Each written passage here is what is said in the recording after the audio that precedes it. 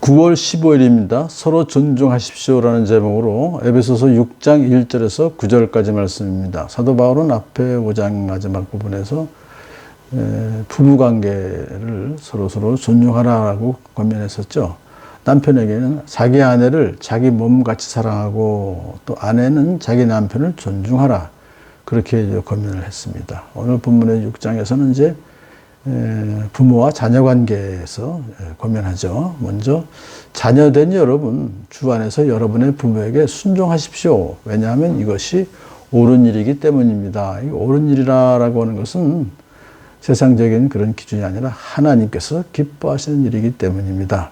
그런 뜻이 들어 있습니다. 그래서 이것은 단지 그냥 해보면 좋다 정도가 아니라 마땅히 해야 될 책임이다, 의무다, 그렇게 말씀하고 있어요. 순종하라라고 하는 것은 공경하라라고 하는 것보다는 조금 약한 의미입니다. 부모님의 조언에 귀를 잘 기울여서 듣고, 골로새서 3장 20절은 모든 일에 순종하라 그랬어요. 그러니까 순종의 범위는 아주 포괄적입니다. 인생에 있어서 일어나는 모든 일을 부모님과 상의하고 조언에 귀를 기울여라.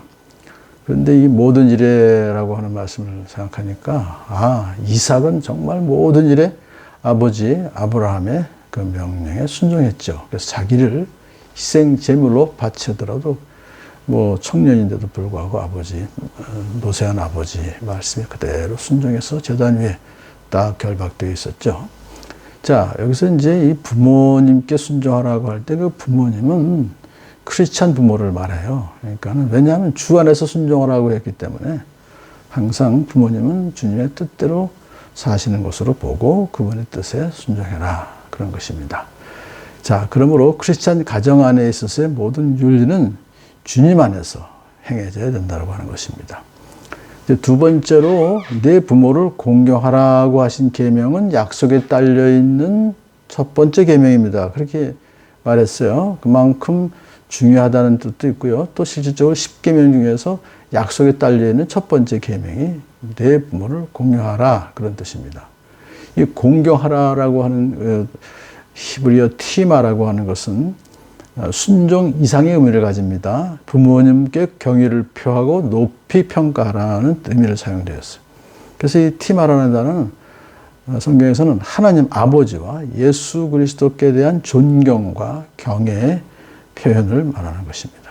자, 그러면 약속에 있는 첫째 계명이라는데 그 약속이 무슨 약속이죠? 내가 잘되고 땅에서 장수하리라, 그런 뜻입니다. 그러니까 잘된다라고 하는 것은 하나님의 끊임없는 복을 받아서 참 세상에서의 여러 가지 그 삶이 풍요로워지고 또 육체적으로 물질적으로도 복을 받는다, 하나님께서 복을 주신다, 그런 뜻입니다. 그런데 장수한다라고 하는 거, 이것은 사실상 무조건 남보다 더 오래 산다, 그런 의미가 아니죠. 이것은 어디까지나 하나님께서 허락하신 그 수를 누린다, 그런 뜻으로 보면 될 것 같아요. 그러므로 세상에서는 어떤 자녀는 부모님께 순종하지도 않는데 부모님께서 잘 순종하는 자녀보다 더 잘 되고 더 오래 살 수가 있습니다. 그것에 대해서 우리가 뭐라고 할 수가 없죠. 종종 성도에게 주어지는 그 단명, 일찍 죽는 사람이 있죠, 성도들에게도. 그것은 오히려 하나님께서 이 약속을 기계적인 방법으로 행하시지 않는다는 증거예요. 그렇기 때문에 하나님은 당신의 사랑하시는 자녀에게 더 좋은 것을 주시기 위해서 장수의 약속을 이루시지 않는 경우도 있습니다. 그렇다고 해서 우리가 부모를 공경하지 않을 것이 아니라, 그럼에도 불구하고 부모님을 공경해야 되는 것은 어느 세대를 막론하고 국가와 사회의 안정을 이루는 중요한 수단이 되기 때문입니다. 가족 간의 유대관계가 깨어지고 부모님께 대한 존경심이 사라질 때 그 사회는 방종과 무질서로 치닫게 되는 것이고 결국 지상에서 오래 살지 못하는 결과를 초래하게 될 것입니다. 그러므로 우리 크리스찬 자녀들은 주 안에서 항상 부모님을 공경하는 삶을 살아야 될 것입니다. 이어서 이제 바울은 부모님께 권면합니다. 아버지 된 여러분, 여러분의 자녀를 노엽게 하지 마십시오. 그리고 주님의 훈련과 훈계로 기르십시오, 그랬어요. 먼저 우선적으로 노엽게 하지 마십시오라고 하는 소극적 명령을 하죠. 노엽도록 계속해서 책망하지 말라, 그런 뜻입니다. 정당한 이유와 적절한 훈계 없이 자녀에게 복종을 계속해서 요구하지 말라. 너무 과도한 요구는 오히려 혈기와 울분을 참지 못하게 해서 그 자녀를 분노케 하는 역효과를 초래할 수 있기 때문이다, 뜻입니다. 물론 자녀를 노엽게 하지 말라고 해서 일체 자녀를 훈육하지 말라, 그런 뜻은 아니죠. 왜냐하면 가정에서의 훈육은 가정의 필수적인 요건이기 때문에 그렇습니다.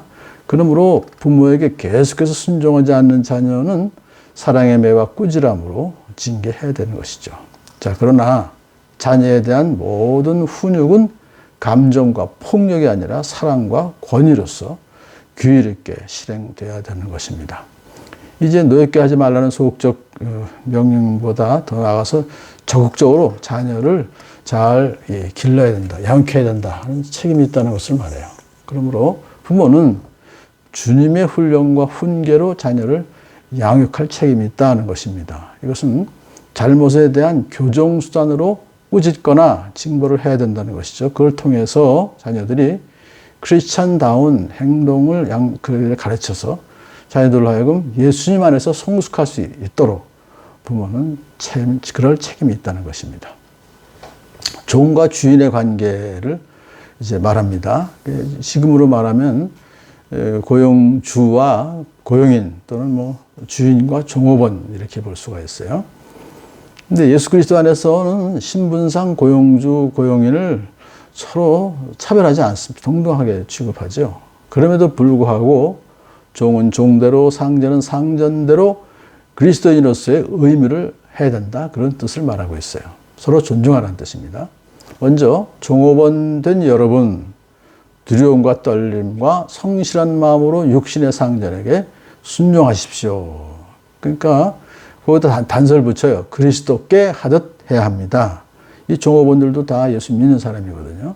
그래서 종업원들이 예수님께 순종하는 마음으로 육신의 상전에게 섬기라, 그렇게 권면하는 것입니다. 그런데 두려움과 떨림으로라고 하는 것은 어떤 일을 하더라도 실수할까 봐 두려워하고 떨림으로 아주 성실하게, 조금도 실수하지 않도록 예민한 감각으로 일하라. 그리고 성실한 마음으로 일하라고 하는 것은 정직하고 솔직한 마음으로 일을 해라. 왜냐하면은 고용주는 속일 수 있어도 하나님은 속일 수 없기 때문에, 예수님은 속일 수 없기 때문에 그렇죠. 그래서 사람을 기쁘게 하는 자들처럼 눈가림으로 일하지 말고 그리스도의 종답게 진심으로 하나님의 뜻을 실천하라, 그런 뜻입니다.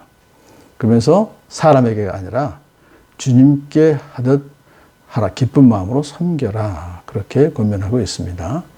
그러니까 하나님께서는 사람의 중심을 보시기 때문에 온전히 자원하는 마음으로 기쁘게 섬겨라는 뜻입니다. 왜냐하면은 선한 일을 하는 사람은 종이든지 자유인이든지 각각 그 갚음을 주님께로부터 받게 되기 때문이다. 비록 육신의 주인은 자기한테 잘 못해줘도 결국 하나님께서 내가 선한 일을 하면은 그것을 다 갚아주신다, 그런 뜻으로 우리가 받아들일 수 있어요.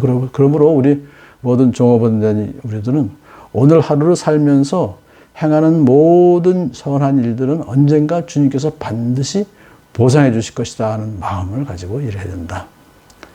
자, 이제 주인된 여러분에게 권면합니다. 종들에게 이와 같이 대하고 같이 존중하는 마음으로 대하고 위협하지 말라 그랬어요. 왜냐하면 그들의 주님이시오, 여러분의 주님이신 분께서, 하나님은 그들의 주인도 되고 여러분의 주인도 되기 때문에 그분이 바로 하늘에 계십니다. 그리고 주님께서는 사람을 차별하여 대하시지 않으시기 때문에 여러분도 차별하여 대하시면 안 됩니다. 그렇게 말씀하고 있습니다. 그러니까 위협하지 말라 하는 뜻은 바로 그런 뜻이죠. 우리가 일상 살면서 일어나는 그 모든 인간관계에는 결국은 새 사람이 된 우리 크리스찬들은 서로 존중하는 그런 복된 삶을 살아가는 여러분 되기를 축복합니다.